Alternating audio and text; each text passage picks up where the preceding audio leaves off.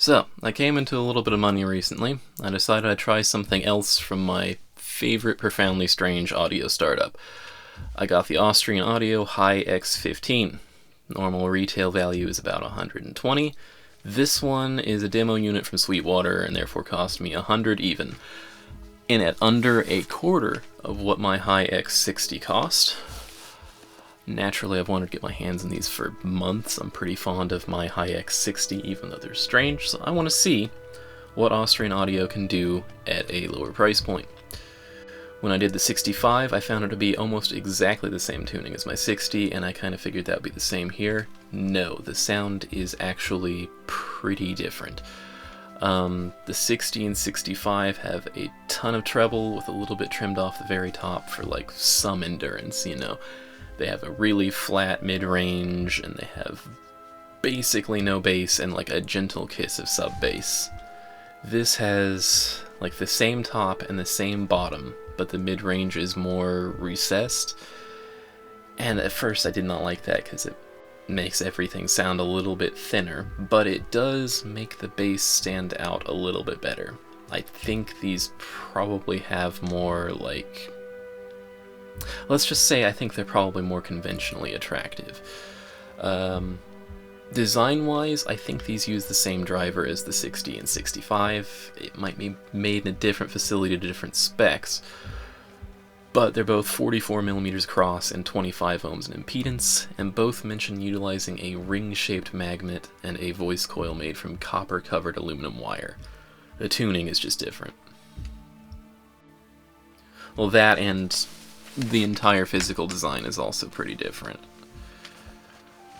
You can see all the proportions are pretty different between the two. This back volume here looks big enough. I kind of initially just assumed that that's just one open chamber with like foam in it, like you'd find in most normal headphones. But if you look in there, you might be able to see a little vent hole peeking out, which suggests to me this may have some version of the weird ducting that the 60s have. I'm so excited to open these. Anyway, they're decently comfortable to wear. All the contact patches are still memory foam, and so that does a pretty good job of spreading out weight and pressure. They're lighter than the 60s and 65s. That's pretty nice. The drivers are not tilted like they are in the more expensive ones. I'm still not convinced that actually does anything, so it's probably largely fine. Oh yeah, the adjustment mechanism. It lacks a little bit of panache compared to the 60s and 65s, I feel, but I mean, like, it works. Oh yeah, it's a good note. As I was writing the script, I was complaining in this section that there doesn't seem to be replacement ear cushion sets for these, because I was like looking everywhere and not able to find them. And I moved my word processor out of the way, and I had the Austrian Audio website open in the background to reference those driver specs, and they actually list a replacement cushion set for this. It seems to be really rare. I found one site that had it. I think they had 2 of them in stock, but it appears to be their very catchily named HI-XB-CUK kit. At least it's on the same page as the 15s, so maybe that goes with it. I don't know. Overall, these are very strange.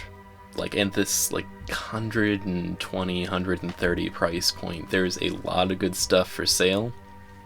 There's a lot of competition, but these do carry some of the weird aspects from the 60 that I really like the extreme clarity and soundstage for being closed back, and surprisingly okay sub bass for something that's this trebly. So like, I mean, if you're in the market for treble and you want something that blocks out some sound, these do compare pretty favorably sound dampening wise to the 60s.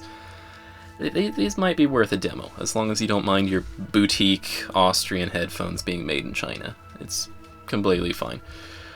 That's all I've got for today. I'm really excited to do a teardown on these at some point, because that's my favorite part of this channel, actually. Anyway, thank you for watching, and I hope you have a nice evening.